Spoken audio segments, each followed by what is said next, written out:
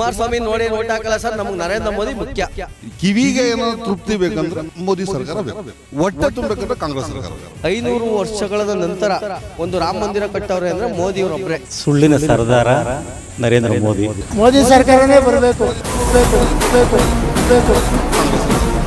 ಅದು ಬಂಡೆ ಜಗ್ಗಲ್ಲ ಬೊಗ್ಗಲ್ಲ, ಅದು ಗೆದ್ದೇ ಗೆದ್ದಿತ್ತು. ಜಾಗ ಜನ ಕೊಡ್ಲಿ, ಕುಬ್ಸಾನ ಕೊಡ್ಲಿ, ಮಂಜುನಾಥೆ ಬರೋದು. ಅವ್ರು ತಂದು ಕಪ್ ಚುಕ್ಕೆ ಇಕ್ಕಿ ಒಂದು ಟೋಪಿ ಇಟ್ಬಿಟ್ಟು ಅವ್ನ ಅಧ್ವಾನ ಮಾಡಿ ಅವ್ರ ಹೆಸರನ್ನ ಹಾಳು ಮಾಡ್ಕೊಳ್ತಾರ.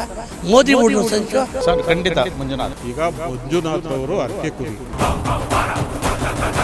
ಮಂಜುನಾಥೆ ಬರೋದು. ಬಂಡೆ ಮಂಜುನಾಥ್ ಗೆಲುವು ಗ್ಯಾರಂಟಿ. ಡಿ.ಕೆ. ಸುರೇಶ್ನ ಸೋಲ್ಸಕ್ಕೆ ನರೇಂದ್ರ ಮೋದಿ ಬಂದು ನಿಂತರೂ ಆಗಲ್ಲ ಸರ್. ಡಾಕ್ಟರ್ ಮಂಜುನಾಥ್ ಅವ್ರಿಗೆ ಹಾಕ. ಡಾಕ್ಟರ್ ಮಂಜುನಾಥ್ಗೆ ಹಾಕೋದು ನಾವೆಲ್ಲ ಓಟು. ನಮ್ಮ ಕಗ್ಗಳ್ಳಿ ಪಂಚಾಯತಿಗೆ ಸೂರಿನೇ.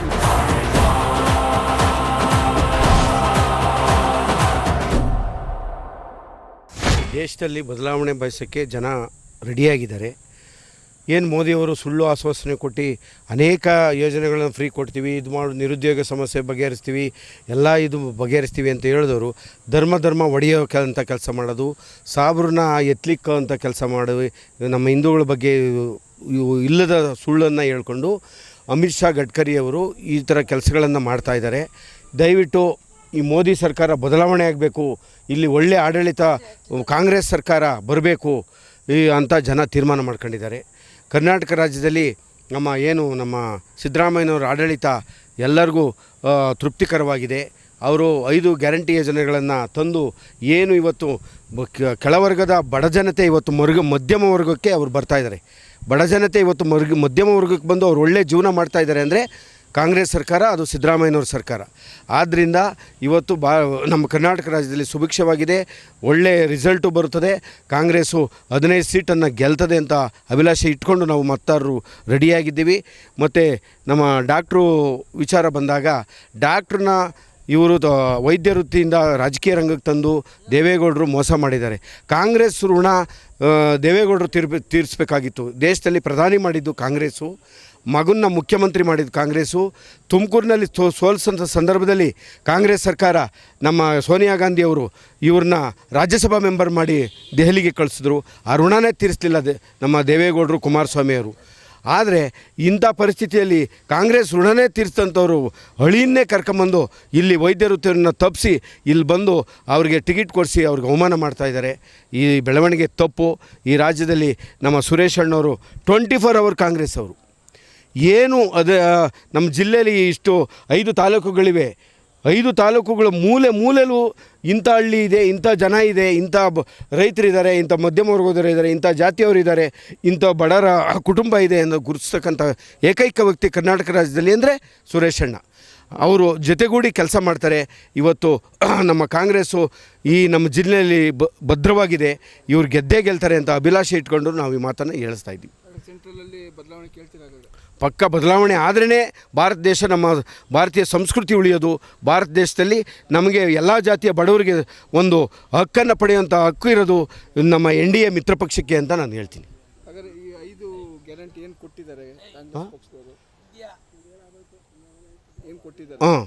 ಕಾಂಗ್ರೆಸ್ ಪಕ್ಷದವರು ಅದು ಈ ಸ್ವಲ್ಪ ಪ್ಲಸ್ ಆಗುತ್ತೆ. 5 ಗ್ಯಾರಂಟಿ ಯೋಜನೆ. ಒಬ್ಬ ಮಹಿಳೆ ಮುಖ ತೊಳ್ಕೊಂಡು ಫಸ್ಟು ಕಸ ಗುಡಿಸ್ತಾಳೆ, ಕಸ ಗುಡಿಸ್ಬಿಟ್ಟು ಒಂದು ಕರೆಂಟ್ ಹಾಕ್ತಾಳೆ, ಅದು ಕರೆಂಟ್ ವಿದ್ಯುತ್ ಫ್ರೀ. ಅದಾದಮೇಲೆ ಮರ ತೊಗೋತಾಳೆ, ಅಕ್ಕಿ ಅಡುಗೆ ತಯಾರು ಮಾಡ್ತಾಳೆ, ಅದು ಅಕ್ಕಿ ಫ್ರೀ. ಆಮೇಲೆ 2,000 ರೂಪಾಯಿ ಏನು ಮಹಿಳೆಯರು ಕೊಡ್ತಾರೆ, ಅದರಲ್ಲಿ ಗ್ಯಾಸ್ ತೊಗೊತಾಳೆ. ಗ್ಯಾಸ್ ತೊಗೊಂಡು ಮಿಕ್ಕಿದ ಔಷಧಿ ತೊಗೊಳ್ಳೋದು, ಏನೋ ಪುಸ್ತಕ ಕೊಡಿಸೋದು, ಏನೋ ಒಂದು ಕೆಲಸ ಮಾಡ್ತಾಳೆ. ಮತ್ತು ತದನಂತರದ ಯುವನಿಧಿ, ಮಗನಿಗೆ ಏನು ಡಿಗ್ರಿಯಿಂದ ಮೇಲ್ಪಟ್ಟು ವಿದ್ಯಾಭ್ಯಾಸಕ್ಕೆ ಯುವನಿಧಿ ಏನು ಕೊಡ್ತಾರೆ, ಅದು ಸಹಾಯ ಆಗ್ತದೆ. ಅದು ಇವತ್ತು ಬಡಜನತ ಇವತ್ತು ಜೀವನ ಮಾಡೋಕ್ಕೆ ಒಳ್ಳೆ ಅನುಕೂಲ ಮಾಡಿಕೊಟ್ಟಿದೆ. ಪ್ಲಸ್ ಆಗೇ ಆಗುತ್ತೆ. 5 ಗ್ಯಾರಂಟಿಗಳು ಕರ್ನಾಟಕ ರಾಜ್ಯದಲ್ಲಂತೂ ಇಡೀ ಭಾರತ ದೇಶದಲ್ಲಿ ಇಂಥ CM ಯಾರೂ ಇಲ್ಲ, ಇವನು ಒಳ್ಳೆಯ CM ಅಂತ ಒಂದು ಹೆಸರು ಪಡೆದಿದ್ದಾರೆ. ಸರ್ ಇವಾಗ ಮೋದಿಯವರು 2 ಸತಿ ಪ್ರಧಾನಿಯಾದರು. ಒಂದು ಬಾರಿ ಬಡವರಿಗೆಲ್ಲ 15 ಲಕ್ಷ ಹಾಕ್ತೀವಿ ಅಂತ ಹೇಳಿ ಸುಳ್ಳು ಹೇಳಿ ಪ್ರಧಾನಿಯಾದರು. 2ನೇ ಬಾರಿ ಪುಲ್ವಾಮಾ ದಾಳಿ ಮಾಡಿದ್ರು. ಪುಲ್ವಾಮಾ ದಾಳಿ ಒಳಗೆ RDX ಭಾರತಕ್ಕೆ ಒಳಗೆ ಹೆಂಗೆ ಬರ್ತು ಅಂತ ಇಲ್ಲಿವರೆಗೂ ಯಾರಿಗೂ ಜನಕ್ಕೆ ಹೇಳಲಿಲ್ಲ. ಮೋದಿಯವರು ಬರೀ ಸುಳ್ಳು ಹೇಳ್ಕೊಂಡು ಪ್ರಧಾನಿ ಆದವರು. ಇವತ್ತು ಏನಾದರೂ ಭಾರತದಲ್ಲಿ ಒಂದು ಸರ್ಕಾರಿ ಶಾಲಾ ಕಾಲೇಜುಗಳು ಮತ್ತು ಈ ಕಾಂಗ್ರೆಸ್ ಸರ್ಕಾರ ಕೊಟ್ಟಂಥ ಕೊಡುಗೆಗಳು, ದಡಾರ ಇರ್ಬೋದು, ಇವತ್ತು ಯಾರಾದರೂ ಉಳೋನೆ ಒಡೆಯ ಅಂತ ಜಮೀನು ಇರೋದಾದ್ರೂ ಪ್ರತಿಯೊಂದು ಸೌಕರ್ಯನೂ ಕಾಂಗ್ರೆಸ್ ಸರ್ಕಾರ ಕೊಟ್ಟಿರೋವಂಥದ್ದು. ಇವತ್ತು ಮೋದಿಯವರು ನಮ್ಮ ಎಲ್ಲ ಜನಾಂಗಕ್ಕೂ ಸುಳ್ಳು ಹೇಳಿ ಯಾಮಾರಿಸ್ತಾ ಇದ್ದಾರೆ. ನಮಗೆ ಈ ದೇಶದಲ್ಲಿ ಪ್ರಧಾನಿ ಬದಲಾವಣೆ ಆಗಬೇಕು, ಕಾಂಗ್ರೆಸ್ ಸರ್ಕಾರ ಬರಬೇಕು. ಕಾಂಗ್ರೆಸ್ ಸರ್ಕಾರ ಬಂದರೆ ಬಡವರು, ಹಿಂದುಳಿದ ವರ್ಗದವರು ಸರ್ಕಾರ ಬಂದರೆ ಯಾರು ಪ್ರಧಾನಿ ಆಗಬೇಕು ಅಂತ ಸರ್? ಇವಾಗ ಕಾಂಗ್ರೆಸ್ಸು ತ್ಯಾಗಮಯಿ ಇದ್ದಂಗೆ. ಅವರು ಸೋನಿಯಾ ಗಾಂಧಿ ಅವ್ರಿಗೆ ಪ್ರಧಾನಿಯಾಗ ಅವಕಾಶ ಇತ್ತು, ಆದ್ರೂ ಮನಮೋಹನ್ ಸಿಂಗ್ ಅವ್ರನ್ನ ಪ್ರಧಾನಿ ಮಾಡಿದ್ರು. ಅದೇ ರೀತಿ ಇಲ್ಲ ನಮ್ಮ ಕಾಂಗ್ರೆಸ್ಸಲ್ಲೇ ಪ್ರಧಾನಿ ಆಗ್ಬೋದು, ಇಲ್ಲ ಮಿತ್ರ ಪಕ್ಷದಲ್ಲಿ ಯಾರಾದರೂ ಒಬ್ಬರು ಪ್ರಧಾನಿ ಆಗ್ಬೋದು. ಒಟ್ಟಿನಲ್ಲಿ ಭಾರತದಲ್ಲಿ ಬದಲಾವಣೆ ಆಗಬೇಕು. ಹಾಗಾದರೆ ಮೋದಿಯವರ ಕಾರ್ಯವೈಖರಿ ಎಲ್ಲ ಶೂನ್ಯ ಅನ್ನೋದ್ರಲ್ಲಿ ಏನು ಮಾಡಿಲ್ವಾಗ? ಏನು ಮಾಡಿದ್ದಾರೆ ಸರ್? ಈಗ ದಿನಕ್ಕೊಂದೊಂದು ಡ್ರೆಸ್ ಚೇಂಜ್ ಮಾಡ್ತಾರೆ, ಅವ್ರಿಗೆ ಶೂಟಿಂಗು ಒಳ್ಳೆ ಸಿನಿಮಾ ಹೀರೋ ಆಗಬೇಕವಯ್ಯ, ಅಲ್ಲಿ ಟೂರ್ ಹಾಕೋದು, ಅಂದಾನಿ ಅಂಬಾನಿ ಅಂಥವ್ರನ್ನ ಸಾಲ ಮನ್ನಾ ಮಾಡೋದು. ಒಬ್ಬ ರೈತರಿಗೆ ಸಾಲ ಮನ್ನಾ ಮಾಡಲಿಲ್ಲ.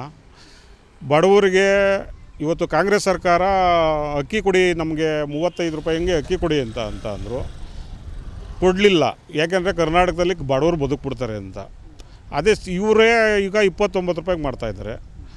29 ರೂಪಾಯಿ ಜಾಸ್ತಿನಾ 35 ರೂಪಾಯಿ ಜಾಸ್ತಿನಾ? 35 ಕೊಡ್ತೀನಿ ಅಂದ್ರೆ ಕೊಡಲಿಲ್ಲ. ಆದರೆ ಬಡವ್ರ ಬಗ್ಗೆ ಮೋದಿಯವ್ರಿಗೆ ಎಲ್ಲಿ ಕನಿಕರ ಇದೆ? ಅದರಿಂದ ನಮಗೆ ಮೋದಿ ಬೇಡ, ಬದಲಾವಣೆ ಬೇಕು. ಓಕೆ, ಇನ್ನು ಈ ಕ್ಷೇತ್ರಕ್ಕೆ ಬಂದರೆ ಡಾಕ್ಟರ್ ಸಿ ಎನ್ ಮಂಜುನಾಥ್ ಅವ್ರನ್ನ ಕಣಕ್ಕಿಳಿಸಿದ JDS BJP ಮೈತ್ರಿಕೂಟದಿಂದ PK ಸುರೇಶ್ ಒಂದು ಕಡೆ ಇದೆ ಕಾಂಗ್ರೆಸ್ಸಲ್ಲಿ. ಸರ್, ಈಗ ಮಂಜುನಾಥ್ ಅವ್ರ ಬಗ್ಗೆ ಮಾತಾಡೋಷ್ಟು ದೊಡ್ಡ ಮನುಷ್ಯರಲ್ಲ ನಾವು. ಈಗ ಮಂಜುನಾಥ್ರವರು ಅರಕೆ ಕುರಿ. ಈಗ ಮಂಜುನಾಥ್ ಯಾರು ಅಂತ ಹೇಳ್ತಾರೆ, ದೇವೇಗೌಡರು ಅಳಿಯ ಅಂತ ಹೇಳ್ತಾರೆ. ಈಗ ಅಳಿಯನ್ನು ನಿಲ್ಲಿಸೋ ಬದಲು ಈಗ ಮಾಜಿ ಮುಖ್ಯಮಂತ್ರಿ ಕುಮಾರಸ್ವಾಮಿಯವರು ಮಂಡ್ಯದಲ್ಲಿ ನಿಲ್ತೀವಿ ಅಂತಂತಾರೆ. ಈಗ ಸುರೇಶ್ ಅವರಿಗೆ ಕಟ್ಟ ಎದುರಾಳಿ ಅಂದರೆ ಕುಮಾರಸ್ವಾಮಿ. ಇದೇ ಬೆಂಗಳೂರು ಗ್ರಾಮಾಂತರ ಜಿಲ್ಲೆಯೊಳಗೆ ನಿಂತ್ಕೊಂಡು ಫೈಟ್ ಮಾಡ್ಬೋದಾಗಿತ್ತಲ್ಲ, ಯಾಕಾಗಲಿಲ್ಲ? ಅವ್ರ ಕೈಲೇ ಫೈಟ್ ಮಾಡೋಕ್ಕಾದ್ಮೇಲೆ ಅವ್ರ ಮಾವ ಬಂದು ಇಲ್ಲಿ ಫೈಟ್ ಮಾಡೋಕ್ಕಾಗುತ್ತಾ? ಇದು ಸುರೇಶ್ ಅವರು ಎಲ್ಲ ಜನಾಂಗಗಳು ಕೈಗೆ ಸಿಗ್ತಾರೆ, ಮತ್ತು ಬೆಳಗ್ಗೆ ಆದರೆ ಜನಸಂಪರ್ಕದಲ್ಲಿರ್ತಾರೆ. ಆದರೆ ಈ ದೇಶದಲ್ಲಿ ಹೋದ ಬಾರಿ 25 ಜನ ಪ್ರಧಾನಿ MP ಗಳನ್ನ ಗೆಲ್ಸಿ ಕಳಿಸ್ತು. ಯಾವ MP ಗಳು ಮೋದಿಯವ್ರ ಜೊತೆ ಎದ್ದು ಇಂಥ ಕೆಲಸ ಕಾರ್ಯ ಮಾಡಿ ಅಂತ ಕೇಳಿದ್ದಾರೆ? ಅದೇ DK ಸುರೇಶ್ ಅವರು ಪ್ರತಿಯೊಂದು ಇದರೊಳಗೆ ಸಂಸತ್ತೊಳಗೆ ಕ್ವಶನ್ಗಳು ಕೇಳಿದ್ದಾರೆ, ಮತ್ತು ನಂಬರ್ 1 ಸಂಸದರು ಅಂತ ಹೆಸರು ತಗೊಂಡಿದ್ದಾರೆ. ಈಗ 25 ಜನ MP ಗಳು ಮಾತಾಡಿದೆ ಅಂತ ಇದನ್ನು ಒಬ್ಬ ಕಾಂಗ್ರೆಸ್ MP ಮಾತಾಡ್ತಾರೆ ಅಂದರೆ 25 ಜನ ಬೇಕಾ, ಒಬ್ಬರು ಬೇಕಾ?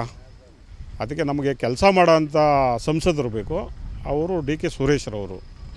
25 ಜನ ಸುಮ್ಮನೆ ಕಳಿಸ್ತೀವಿ, ಅವ್ರು ಪಾಡಿಗೆ ಅವ್ರು ಕೂತಿರ್ತಾರೆ, ಮೋದಿಯವ್ರ ಹತ್ರ ಏನು ಕೇಳಲ್ಲ.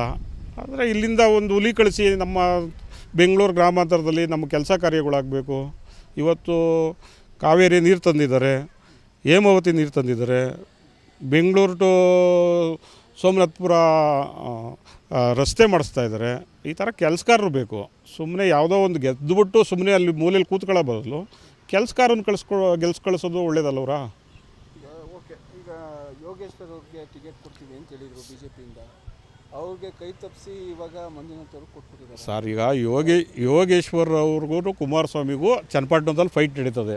ಇವ್ರ ಜಾಗ ಖಾಲಿ ಮಾಡ್ತಾರಂತ ಅವ್ರು ಕಾಯ್ತವ್ರೆ, ಅವ್ರ ಜಾಗ ಖಾಲಿ ಮಾಡ್ತಾರಂತ ಇವ್ರು ಕಾಯ್ತವ್ರೆ. ಈಗ ಕುಮಾರಸ್ವಾಮಿ ಮೊದಲು ಚನ್ನಪಟ್ಟಣ ಬಿಟ್ಟು ಹೋದರೆ ಸಾಕು ಅಂತ ಯೋಗೇಶ್ವರ್ ಕಾಯ್ತವ್ರೆ. ಆದ್ದರಿಂದ ಅವರಿಬ್ಬರ ಬಗ್ಗೆ ನಾವು ಏನು ಮಾತಾಡೋ ಅಂತ ಇದಿಲ್ಲ. ಇಲ್ಲಿ MP ಎಲೆಕ್ಷನ್ನಲ್ಲಿ ಯೋಗೇಶ್ವರ್ ಬಗ್ಗೆ ಇಲ್ಲಿ ಯಾರಿಗೂ ಅಷ್ಟಾಗಿ ಏನೂ ಗೊತ್ತೇ ಇಲ್ಲ.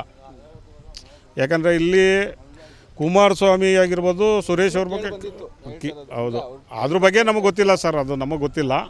ನಾವು ಇಲ್ಲಿ ಮಾಗಡಿ ಒಳಗೆ ಈ ಬಾರಿ ಒಂದು 2 ಲಕ್ಷ ಅಧಿಕ ಲೀಡ್ ಕೊಟ್ಟು ಸುರೇಶ್ ಅವ್ರನ್ನ ಗೆಲ್ಲಿಸ್ಕೊಂಬಿಡ್ತೀವಿ.